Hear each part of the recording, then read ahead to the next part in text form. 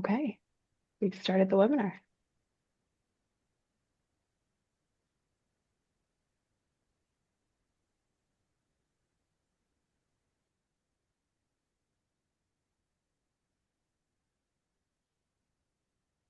Okay, so as people are streaming in, I'll give them 1 minute and then we'll get started. Hello, everybody.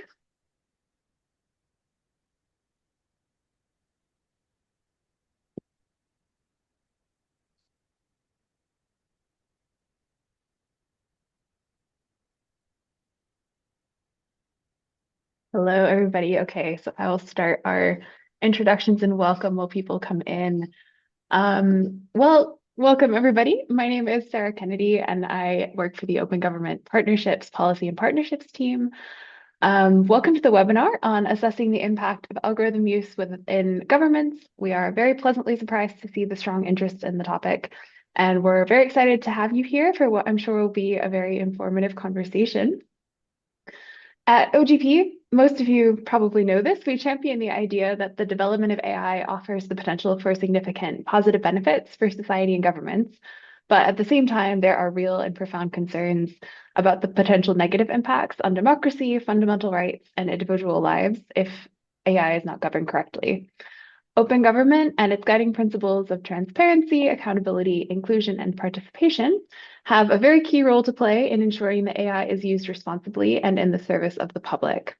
Digital governance, more broadly, has become the fastest growing policy area within OGP, with an increasing number of member countries, including Colombia, Dominican Republic, Kenya, Ghana, Nigeria, and many, many more, making commitments to enhance open government values in the public sector's use of AI.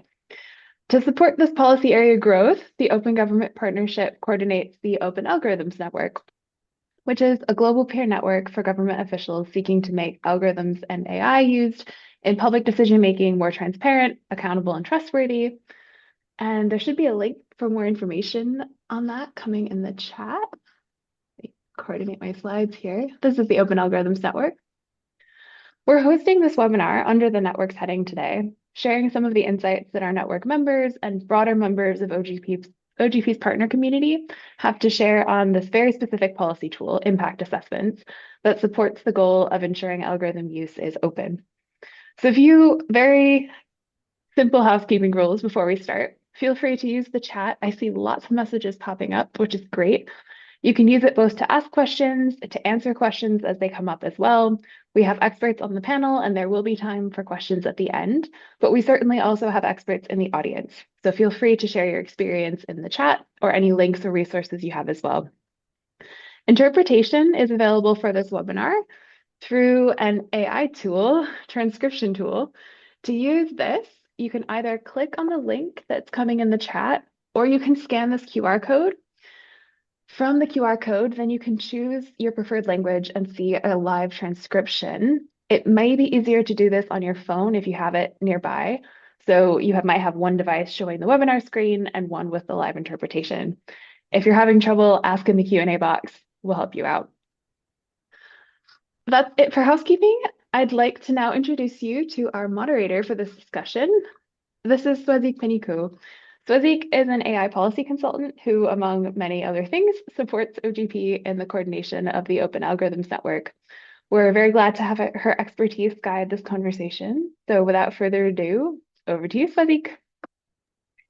Thank you so much, Sarah. Hi, everyone. Welcome. It's great to see so many of you and some familiar faces in the chat as well. Great to see all the introductions as well. So as Sarah said, my name is Swazik, and I'll be moderating this webinar. I'm very, very excited to welcome our speakers. To recontextualize a little bit, maybe Sarah, you can go to the next slide. But what spurred this choice of topic for today won't come as a surprise to the people who signed up. We see governments adopting AI and automated decision-making more and more in the delivery of public services. And this is accelerated also by the progress or the adoption made of generative AI, which brings a need to understand the effects, both positive and negative, and the risks that these systems pose to the public sector. And more this need comes from regulation, but in this webinar, we will frame it and consider it through one of OGP's core principles, which is the accountability principles that governments must respect in general.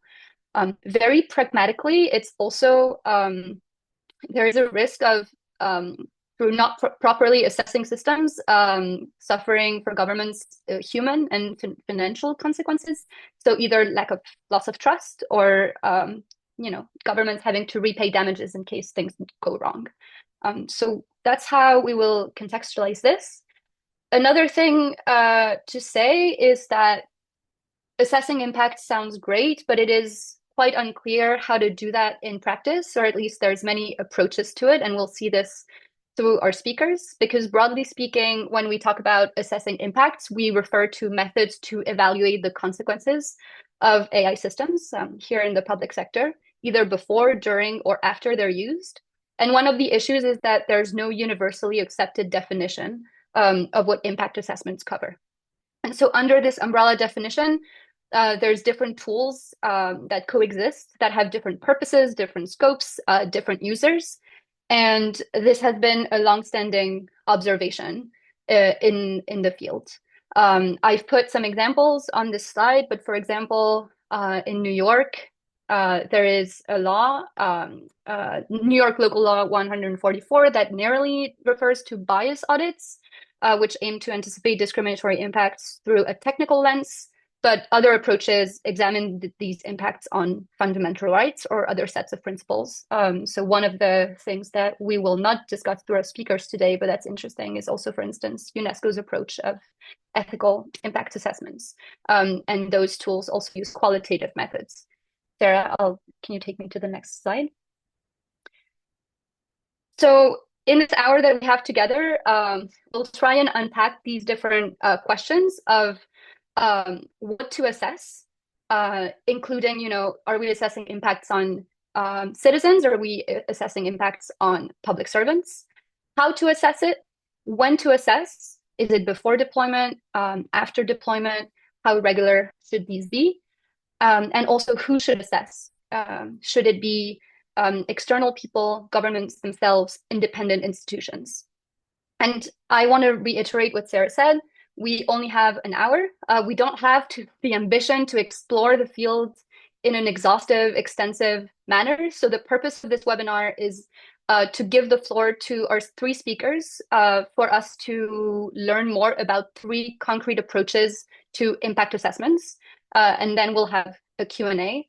And as Sarah already said, since we have a lot of people who do work on this topic in the participants as well, please use the chat to share as many resources and insights as you want. We also want this to be an open space for discussion.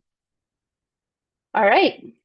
That being said, I'm going to introduce, actually, let me tell you who will be our speakers, and then I'll move on to introducing one of them more extensively.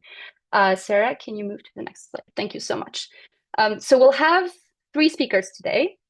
And I'll give their in order of the slide, and then I'll introduce them in order of appearance. But Marlena Wisniak is a senior legal manager at the European Centre for Not-Profit Law, ECNL. Jonathan MacDonald from the Treasury Board of the Government of Canada, and Olaf Scholing from the Ministry of Internal Affairs and Kingdom Relations from the Government of the Netherlands. And we'll be hearing from each of them in sequence. And I will first give the floor to Jonathan, who I will introduce a little further while, Jonathan, you set up your slides. So Jonathan, you're the Director of Responsible AI at the Treasury Board Secretariat in the Federal Government of Canada. You've led the development of the AI strategy for the federal public service, as well as key federal public sector policy governing AI, notably the fourth review of Canada's Directive on Automated Decision-Making, which we'll discuss today. And you've also led work to deliver on Canada's G7 commitments, including establishing a G7 AI network. Canada is also an important member of the OGP's OAN network since through your national process all the way back in 2018, you have made a commitment to require government agencies using automated decision-making systems to conduct, publish, and keep impact assessments updated. And this is what you will tell us a little bit about today. Thank you for joining, and I will give you the floor for 5 to 7 minutes. Thank you so much. Just a quick thumbs up on screens and mic checks. It's perfect. Fantastic. Great. So thank you for the introduction. I won't regurgitate any of that. I will just jump right into the slide deck. So as noted, so we have a directive on automated decision making here in Canada at the federal level. It is being a directive means that it is a mandatory policy instrument when automation, not just AI, but definitely including AI, is used to help or make administrative decisions, so decisions that impact legal rights, privileges, or the interests of clients. It came into force in 2019 and applies to systems that were developed and procured after April 2020, and it was just again part of an implementation and then a sort of an onboarding or acclimatization to these rule sets being something to comply to in the Canadian federal government. So there was a bit of a window. The directive itself is rooted in administrative law. And so it ensures that decisions are made with the help of AI make sure they're fair, they're unbiased, they respect accountability, legality, and procedural fairness. And with the recently concluded fourth review, we have extended out of the realm of administrative law and into human rights. And that is a sort of an important, and it was sort of an under-noticed change to our policy instruments. And so I do like highlighting that because it does represent a shift into the human rights space. Although, recognizing the similarities that exist within administrative and human rights laws. So the directive so effectively creates this framework of what institutions have to comply with, and we have published with it a tool to support the implementation of these requirements. And this tool is the algorithmic impact assessment.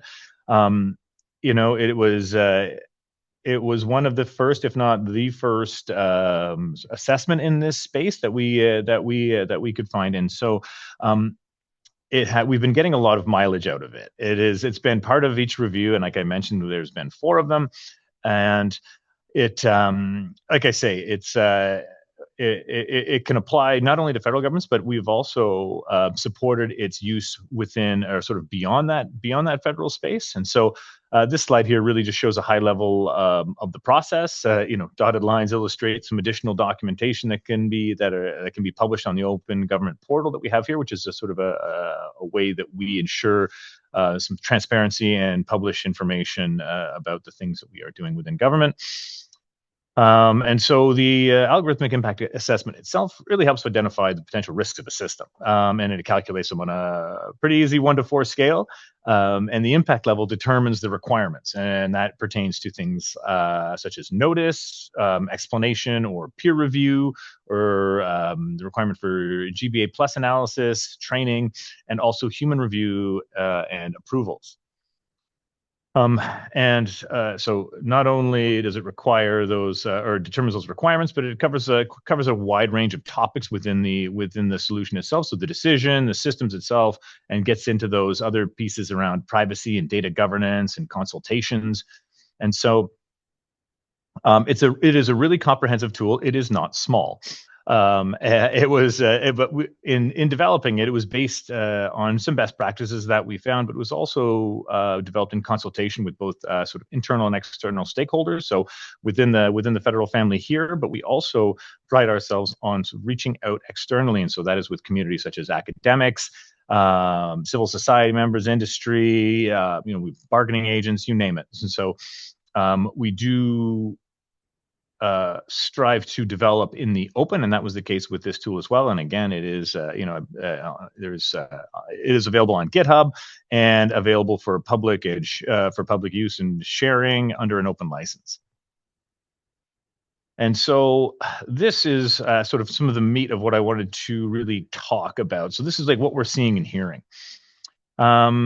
And I'll be honest. I tell you, I'll get a little honest about the results and not really gloss over what the data is telling us. So we've got 30 AIAs published so far. Most of them are from IRCC, which is our Immigration, Refugee, and Citizenship Canada institution. So they're the department focusing on that stream of work. All of the systems that have a completed AIA come out as either levels 1 or 2. We don't have anything identified as levels 3 or 4 yet. So that in and of itself is an interesting gap, and so it's important to make sure that that we maintain the balance between what these impacts are and innovation, but also between the impact and the effort it takes to do this assessment. And so we are looking at sort of some process and what we are asking. But to get into the data a bit, we're looking at, like I mentioned, 30 AIAs. So some good news is that although GBA plus analysis is not required for level 1 and 2, there are 4 that are published. So that is a sort of institutions going above and beyond. Peer reviews, there are 8 published, and again, sort of a similar concept there. And then AIA updates. So that is in the requirements we have that if the decision-making system is updated, then you update your AIA. And so far we have 2 that have been updated. So that sort of that tells me a couple of things, right? Just right off the top, 30 AIAs. When you think about the energy and effort happening in government to deploy and adopt AI across different business lines, 30 AIA seems remarkably small. There is, a number of sort of gaps that we're seeing here in terms of not only distribution, but then also even just a number of AIAs, but also the departments that are using them. The federal government and our policies apply to around 100 different departments, and I think we have, not quite 100 in terms of the ones that are completing them. So, just what we like about the tool and what is sort of recognized about the tool is we have a tool. It's transparent, it's open, it has scaled requirements, but some of the feedback comes into the usage of the tool. So there are too many questions, they're complex, or it's too burdensome for low risk systems. And so some questions really about juice versus the squeeze. And so thinking about the gap brand as some compliance issues, we need to update. So the 4th review has just completed and was published last June. And so typically this policy suite in particular has got a 2-year refresh cycle, which by government standards is breakneck speed. And really what that means is that we have 1 year to road test the updates, and then we start working on the next review. So this summer, we are starting to work on the next review. And what we want to do is modernize the AIA in particular. So, I mean, not just from the last year of experience, but this tool has been available for 6 years. And so we want to ensure that we're sort of capturing all of the feedback that we've received over the past 6 years and make sure that we adopt a new and modern sort of look with some new thinking behind it. So some of the things we want to do, like I mentioned, was just simplifying and modernizing the questions, getting into some of the new capabilities we're seeing in terms of generative AI and agents. We want to update the interface to make it more user-friendly, and that is, I think, a personal passion project of mine, in that I really spend some time thinking about the disincentives that we have and we impose on ourselves as federal public servants, and create very either overly complicated requirements or overly complicated or not user-friendly tools. And so this is something that is near and dear to my heart, and looking forward to sort of making some changes in that respect. Also, like I mentioned, we're going to want to re-engineer the scoring to ensure that there is more balance across the 1s, 2s, 3s, and 4s. and looking at potentially graduated processes. So for lower impact systems that are not, that may not require the depth of question, looking at how we can provide a sort of more flexible tool, which hopefully will encourage more participation. But at the same time, we don't want to encourage departments to declare their system as low impact so they can answer fewer questions. So there is a perpetual balancing act that we have to do. But really ensuring that we maintain, there's a little bubble there on the bottom of the slide to show you, like, and it's top of the list and top of mind for me is transparency. I think that is such an important angle to the AI discussion, the AI governance, and how we assess AI impacts and how we describe them. And so transparency is very important to us. And just to support that, we did publish a registry recently in, I believe, November, end of November, early December. And that registry is basically a quick summary of where AI is being used across the federal government. There are over 400 solutions that came to light. We developed and sort of had a thorough scour of sort of some existing information that we had and identified 400 solutions across the GC. So that one is fantastic for transparency, and that transparency is now giving us some data to inform us that really we do have a compliance problem because we've got 400 solutions across the GC, and it is very likely that more than 30 AIs should be completed. And so that is another thing that, another benefit to transparency, and that now we have data, actionable data that we can use. So, right. And the last thing I'll mention about it is sort of some other threads that we want to pick up on, and that pertains to engagement. And so one of the things that we have heard time and time again in my work with either the updating these policies that we have or in developing the strategy, when we engage externally outside of the federal government, one of the most frequent comments we hear back is include us. We want to be part of the design, part of the considerations at an early stage. So right now, our policy requirements talk about this directive applying to systems in production. And what we want to turn to also is thinking about how we can have a more and how we can require new and more inclusive design phases when we're looking at these systems. Again, not always possible, but we do want to look at how we can engage more broadly and making sure that we're responding to what we're hearing, which is calls to include us in developing these solutions. We have by design concepts. We have privacy by design. We've got we sort of preach an algorithmic impact assessment by design.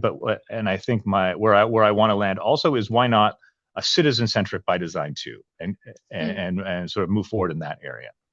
I'll wrap it up there. Hopefully I didn't extend too far beyond my allotted 7 minutes. But yeah, thank you so much, and happy to be part of the conversation moving forward. Thank you so much, Jonathan. And I think there is definitely, you've surfaced one of the tensions, which is how do we deal with government's limited resources and a need for prioritizing without letting critical systems fall through the cracks, and this idea of, how do we move from compliance to impact assessments that actually help us safeguards open government and accountability principles. To give us another perspective on this, I will now turn to Marlena Wisniak, who is our civil society speaker today, from the European Center for Not-for-Profit Law, ECNL, where Marlena, you're a senior legal manager, and you lead policy and advocacy on AI and emerging technologies. You also have over a decade of experience at the intersection of these topics. And you're here to tell us about ECNL's really interesting work on the topic of human rights impact assessments, among many other things. But I'll give you the floor, same for 5 to 7 minutes, or a little bit longer if you need to, for you to share your work and maybe some reflections about what Jonathan has just said. Great, thanks so much, Sozik, and hi everybody. It's great to see you. I'm calling in from San Francisco. Unfortunately, the US left the OGP, not a big surprise given where we are, but yeah, I lead the the AI work at ECNL, and we've been working on impact assessments for at least 6, 7 years now. Very early on, I'd say, in the I guess European side of things. And now, for those who know that we have the UA AI Act. Sorry, the EU AI Act. It's 7 a.m. for me, so I'm just waking up. Apologies. The EU AI Act, which is a major regulatory milestone, unfortunately, and I won't go into detail for that, but there's also a simplification phase happening right now, which we see as deregulation. FRIA or fundamental rights impact assessments are not part of that for now, specifically, but basically the whole high risk regime is at risk, and I'll go into that. But all this to say that ECNL started with algorithmic impact assessments from the UNGP's era. So a lot of what we see is in line with the United Nations guiding principles for business and human rights. I come from the business and human rights space together with digital rights, so that has been a lot of the overlap. I'll share my slide deck with you. Let me see if this works. And really, I'll breeze through um, a lot of what we've been thinking about because 5 to 7 minutes, like Swazik said, is very short. Looks like Zoom is not letting me share for some reason. Hold on, let me try again. Try that.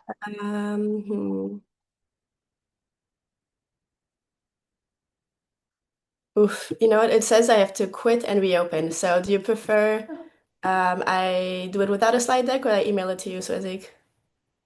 I exit and I come back. Why don't you? No, yeah.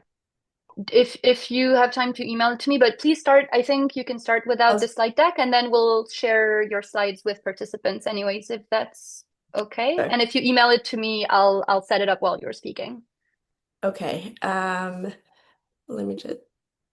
Otherwise, another speaker can start. I'm so sorry. Okay, we will have the two men speak before you, if that's okay. And also feel free to ask questions and share resources in the chat or in the Q&A in the meantime. So then maybe Olaf, I'll give you the floor. If Marlena, you're more comfortable with that, and you can quit and come back. So we'll fix that while Olaf, you're speaking. So I'll set you up and introduce you, and I'll share your slides. But Olaf, you're another representative of government. So we go back to government for a brief second. You're a senior policy officer at the Ministry of Internal Affairs and Kingdom Relations of the government of the Netherlands, and you work on the responsible usage of algorithms, focusing on transparency and understandability.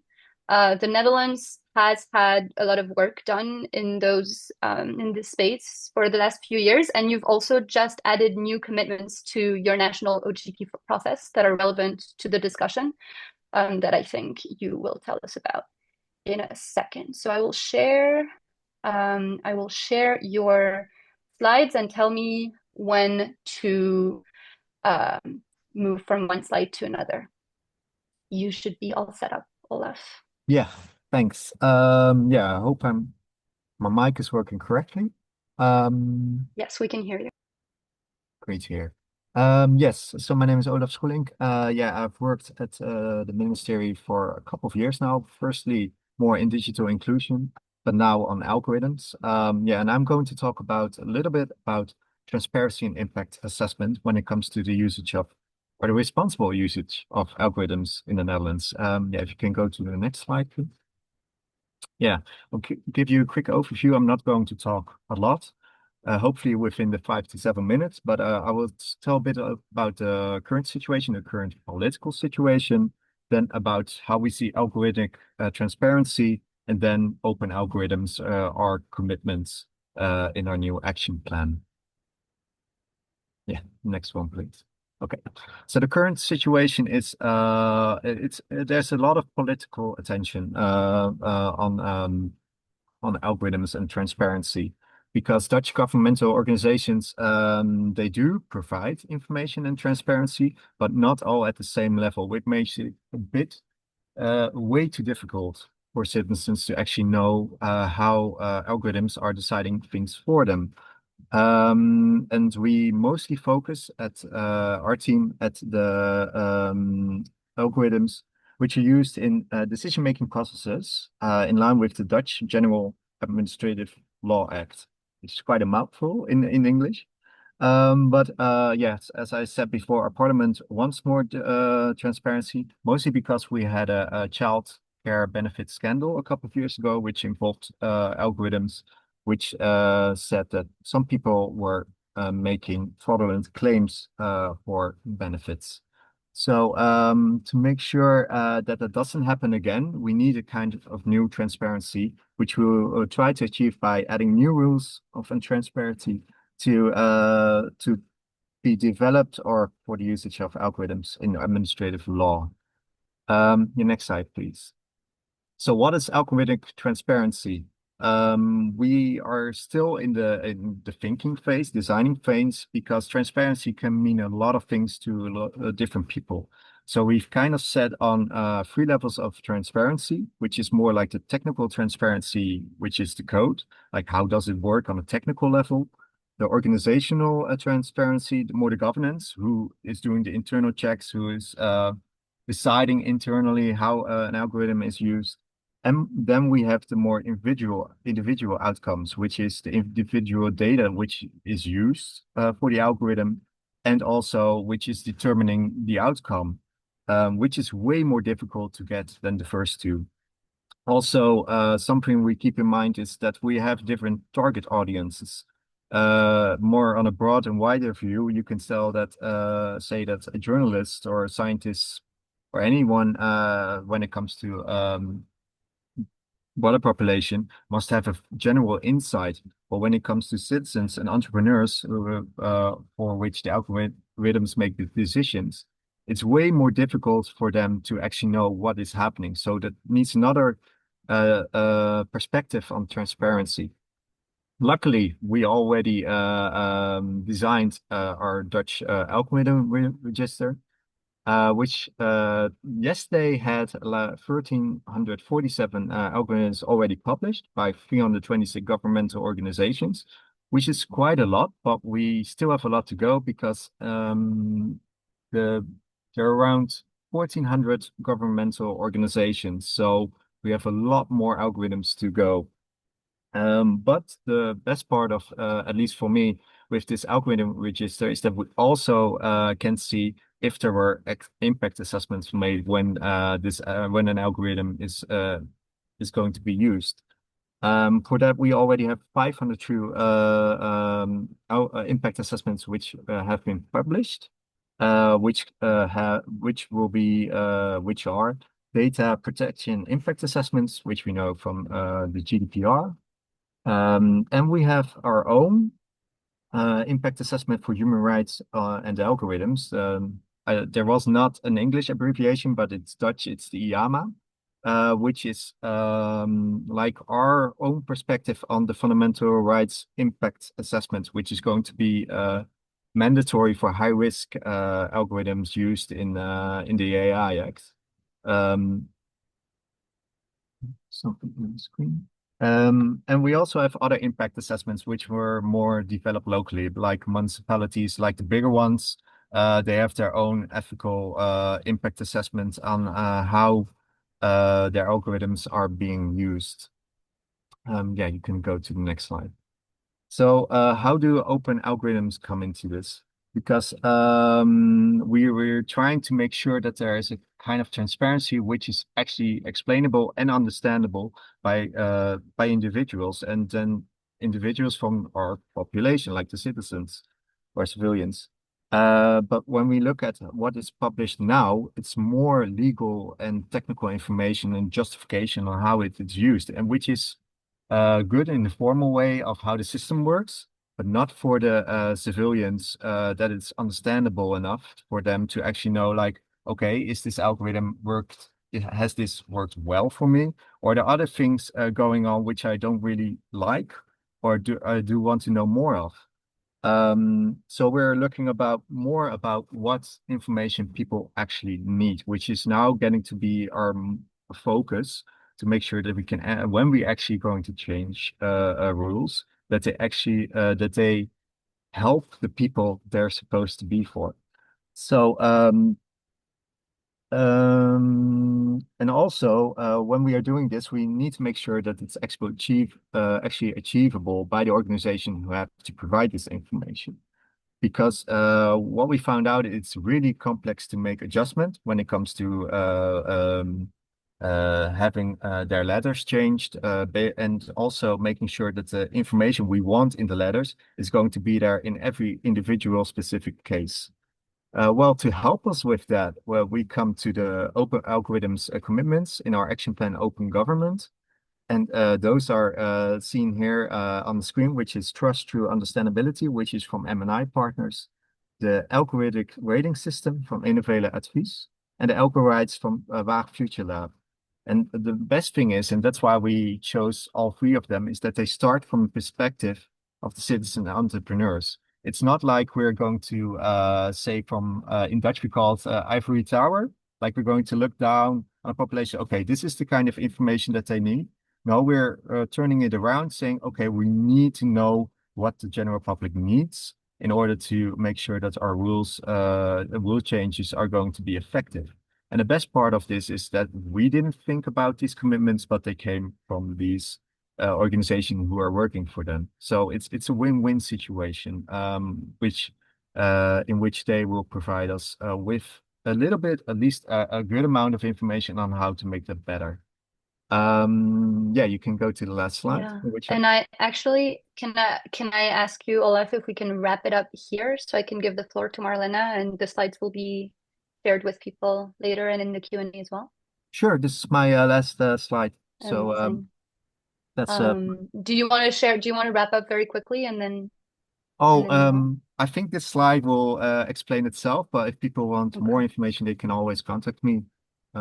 Amazing. That's okay. Yeah, thanks. Thanks so much. No, thanks for being gracious on the timing. And one thing that I think is really interesting in this approach, and especially the approach of using transparency and also your new algo rights project with Waag Future Lab, is getting impacts from the bottom up, so to say, so that you don't have to assess impacts in a resource intensive way, but you have an open communication channel with citizens after deployment so that citizens can actually share their concerns, which is something that can answer the issue of prioritizing and lack of resources.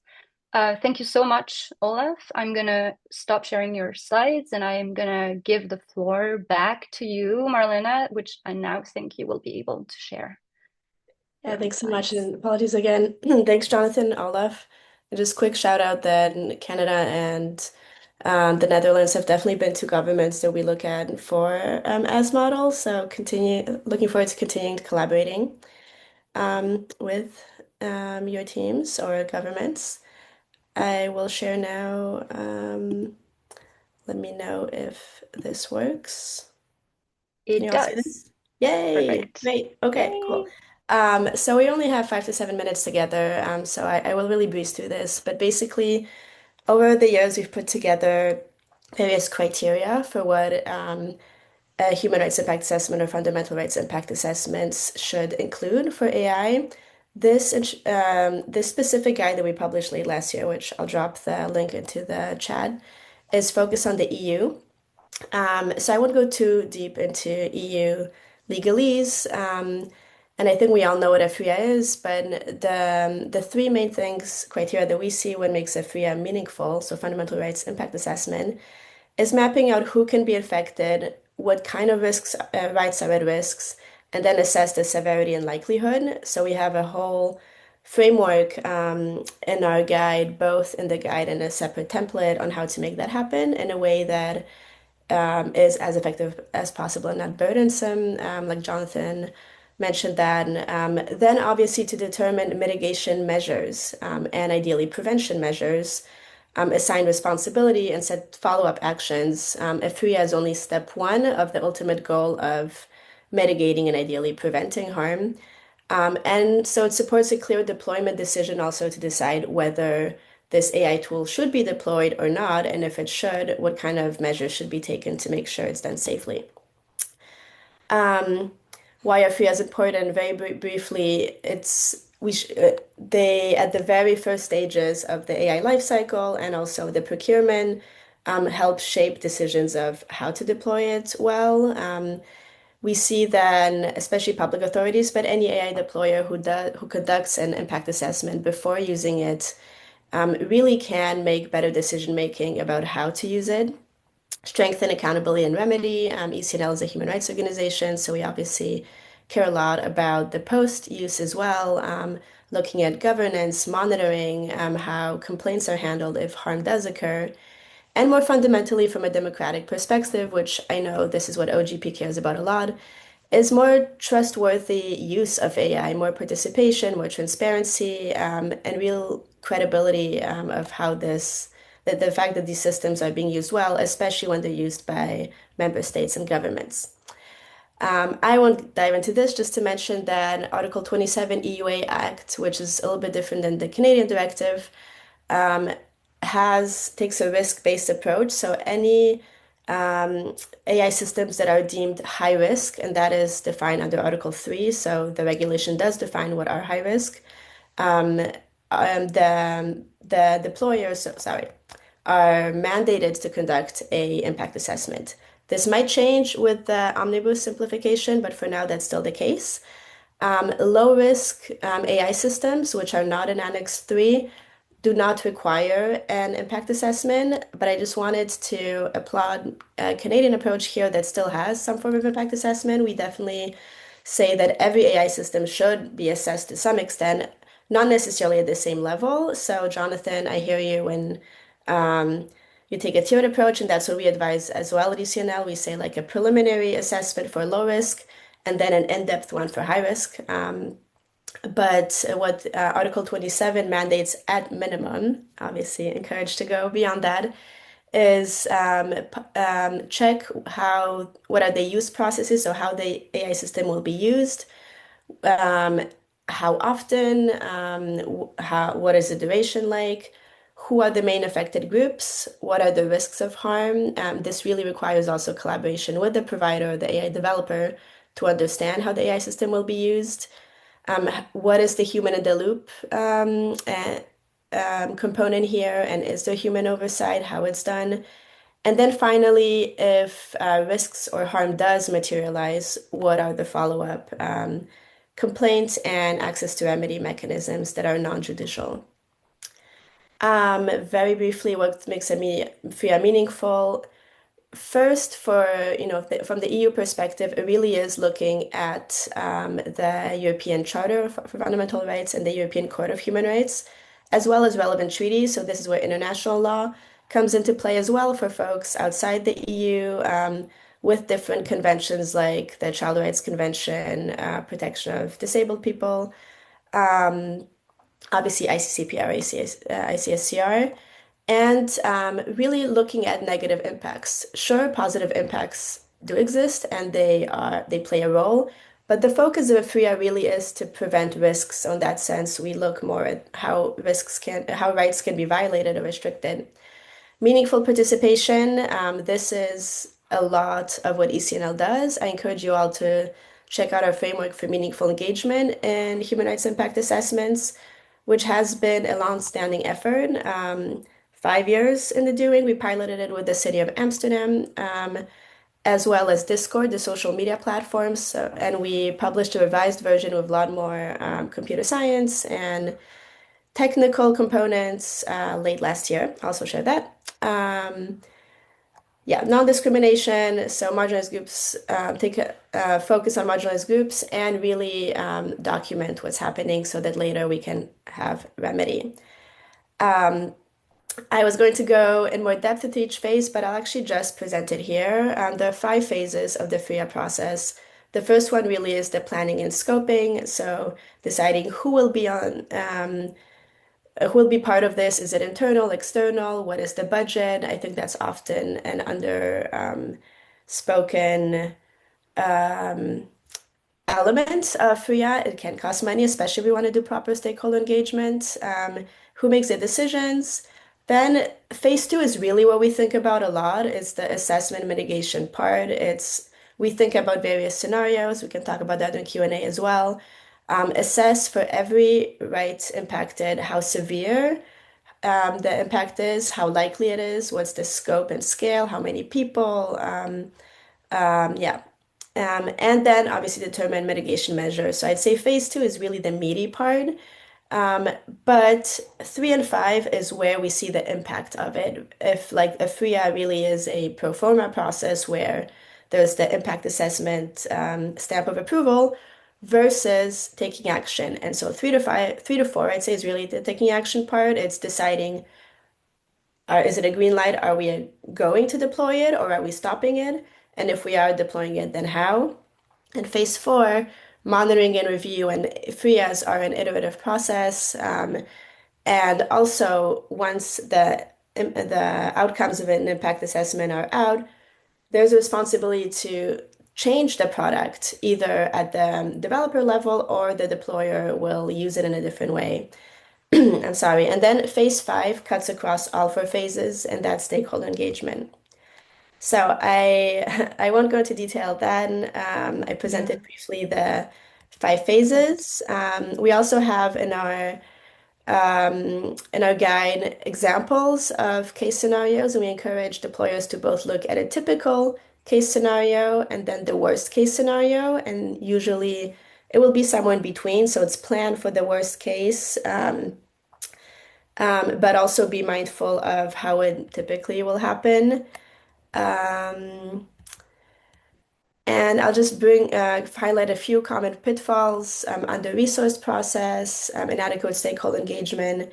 FRIA is done after key decisions are made, and that really does remove some of the impact that a FRIA can have. Sure, there's still the artifact, so there's documentation, so that's helpful. Civil society journalists could have FOIA requests to see that, but really, if we want to maximize impact, should be done before. And another one is no organizational follow-up. So we have the FRIA, we check that box, but then nothing happens, and insufficient transparency under the EU AI Act. I'm sorry. The summary of the FRIA needs to be published by law, but we really encourage governments and providers to go beyond that and publish more than the summary. And we hope, this hasn't been tested in court yet, that the full FRIA can be accessed with a FOIA request. In the last 30 seconds, good practices are engage stakeholders early and meaningfully. Stress test scenarios, so analyze some of these scenarios, really try them out, talk through them with consulted groups as well. Focus on prevention first and mitigation second. So we hear too often, I live in Silicon Valley, there's the move fast, big things or things. That is definitely the motto. So we say first prevent. And of course, you can't prevent all harm. So mitigation is for sure a way forward. But from a human rights perspective, it has to be proportionate and necessary. And finally, build the remedy into the FRIA. This is too often an element that's forgotten. The UNGP's Pillar 3 is all about remedy as well. So we want to make sure that we prevent harm, we mitigate it. When harm occurs, there actually is remedy. These are a few links, and I'll pause there and definitely can continue the conversation over Q&A. Thanks so much. Perfect. Thank you so much, Marlena, for such a dense presentation with so much very, very useful information. We have 10 minutes before the end of this webinar, and we knew there were going to be many more questions than time to answer them. We will answer a lot of questions in our upcoming blog post, but Sarah will lead to that.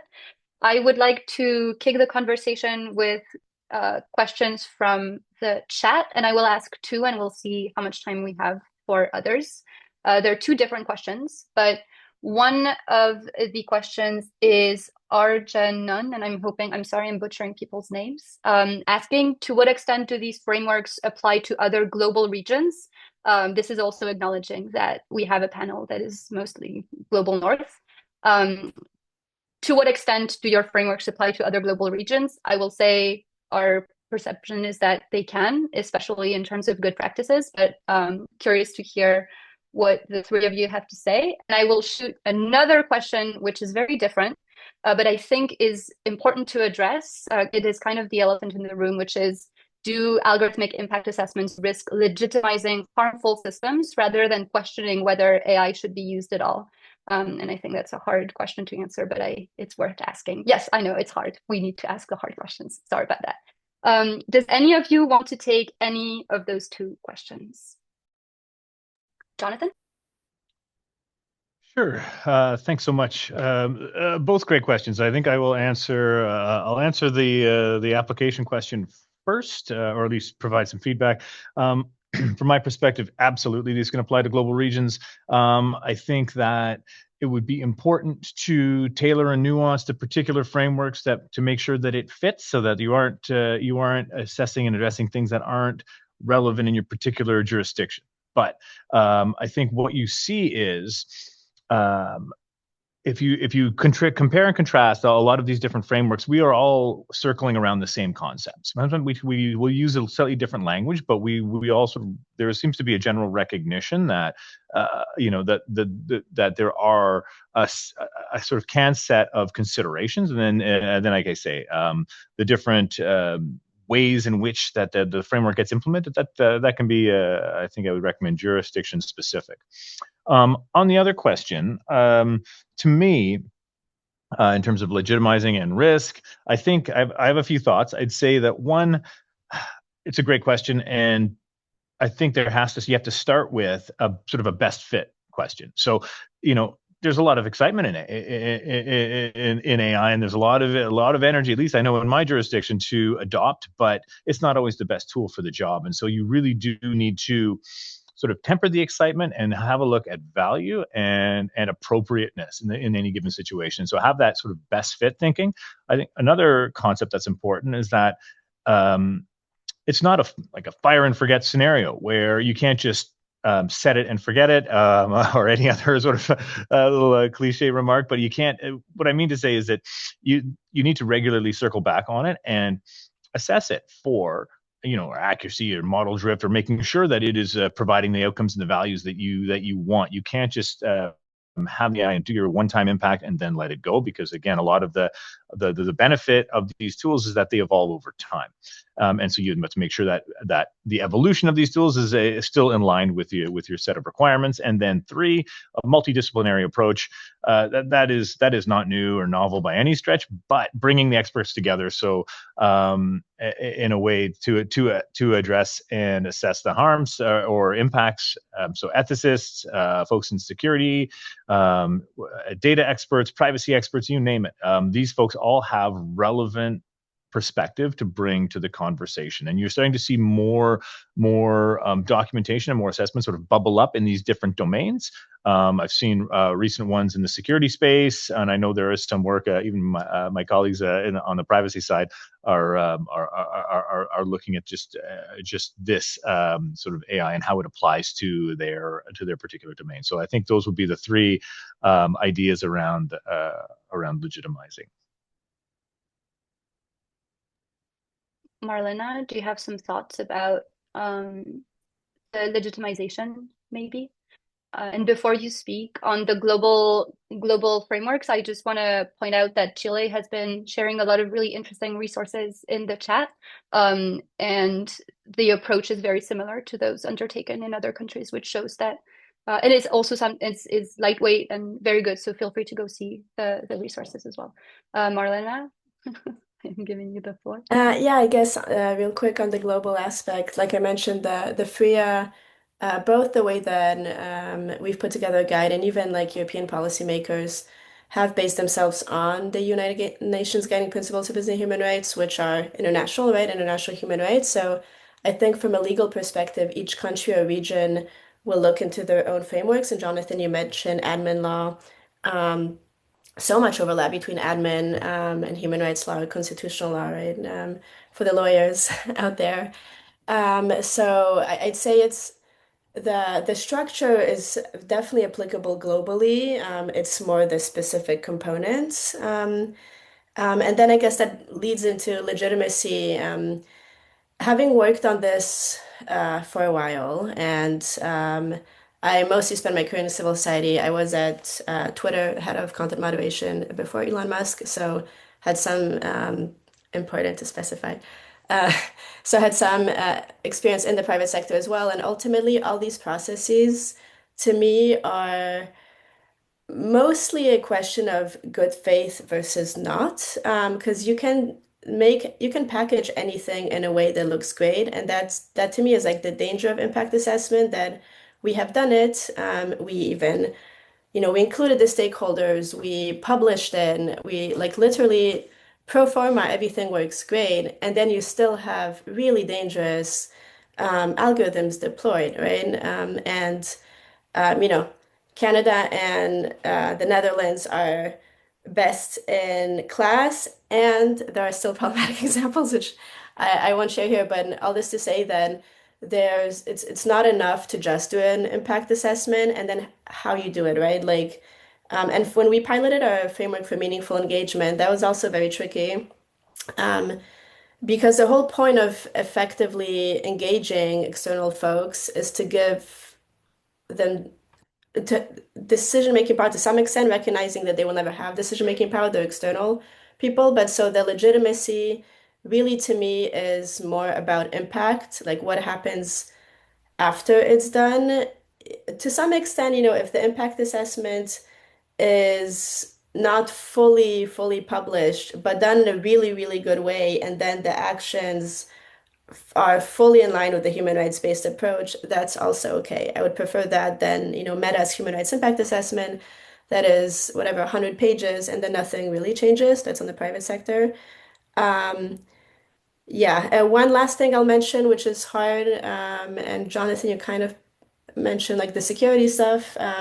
Anything that's national security or law enforcement related, where arguably impact assessments are the most needed because it is the highest risk, especially when you think about like counterterrorism, border control. That's usually where we see the least transparency, most opacity.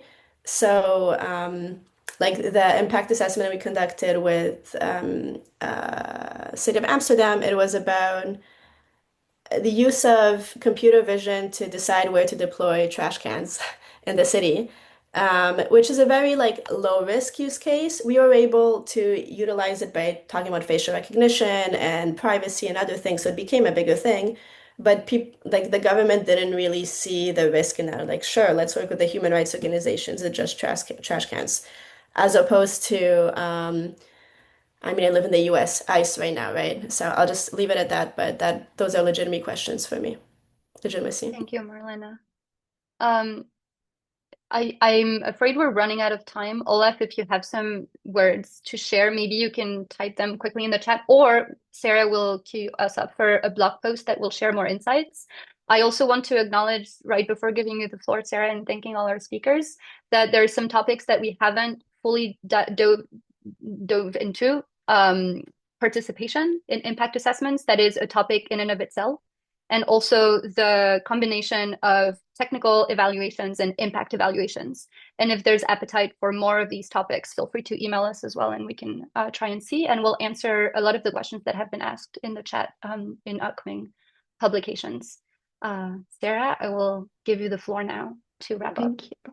Thank you so much, Swazik. Thank you, Jonathan, Olaf, and Marlena. This has been super interesting. I've actually learned quite a lot, so thank you very much. If this topic resonates with those in our audience, I have a few opportunities for you to take it further. Like Swazik said, we will be sending a recap email of all of the resources shared in the chat, the recording of this call, that will go to everyone who registered for this webinar. It will also be put up on our website with a short, very short blog post in which I will do my best to have our panelists perhaps answer some of the questions that we didn't get to, and Olaf, perhaps you can write a bit as well. So do check that. It will take a few days, but check our website.